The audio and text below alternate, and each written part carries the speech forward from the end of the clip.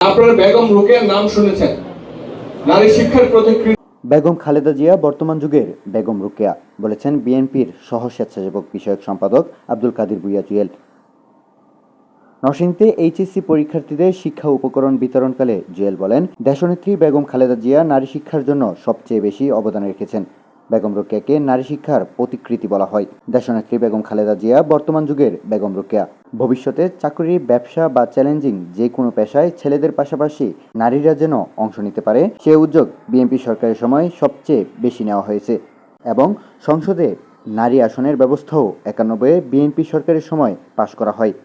দেশনেত্রী বেগম খালেদা জিয়া কিন্তু শিক্ষার জন্য, বিশেষ করে নারী শিক্ষার জন্য সবচেয়ে বেশি অবদান রেখেছেন।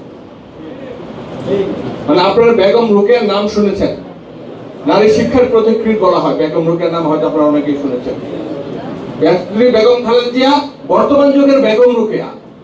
উনি নারী শিক্ষার জন্য এমনভাবে কাজ করেছেন, প্রায় অবৈতনিক তো করেছেনই। নারীর শিক্ষার যেন বাধাগুলি দূর হয়, নারীরা যেন শিক্ষায় অগ্রসর হতে পারে এবং ভবিষ্যতে পড়াশোনা শেষ করার পরে চাকরি বলেন, ব্যবসা বলেন, ক্ষুদ্র উদ্যোক্তা বলেন, অথবা চ্যালেঞ্জিং যে কোনো পেশা যেন মেয়েরা অংশগ্রহণ করতে পারে ছেলেদের পাশাপাশি, সে উদ্যোগ কিন্তু আমাদের সরকারের সময় সবচেয়ে বেশি নেওয়া হয়েছে।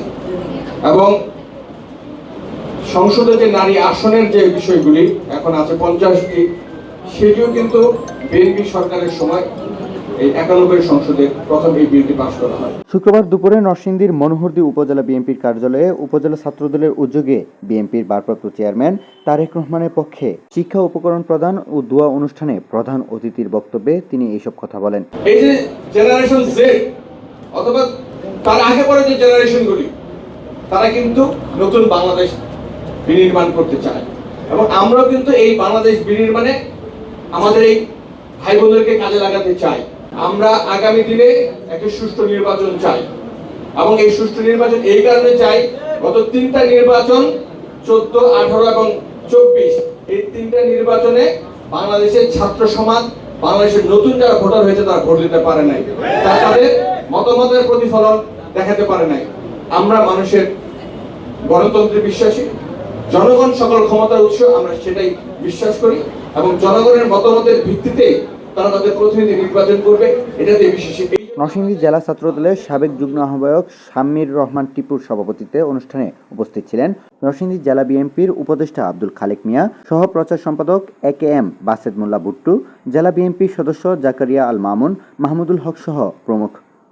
অনুষ্ঠানে উপজেলার বিভিন্ন কলেজের প্রায় 500 এইচএসসি পরীক্ষার্থীদের মাঝে পরীক্ষার উপকরণ, পেন্সিল, স্কেল সহ বিভিন্ন উপকরণ সম্বলিত ফাইল তুলে দেওয়া হয়। পরে শিক্ষার্থীদের সফলতা কামনায় দোয়া করা হয়। সৈয়দ ইমরান হাসান, সরেজমিন বার্তা।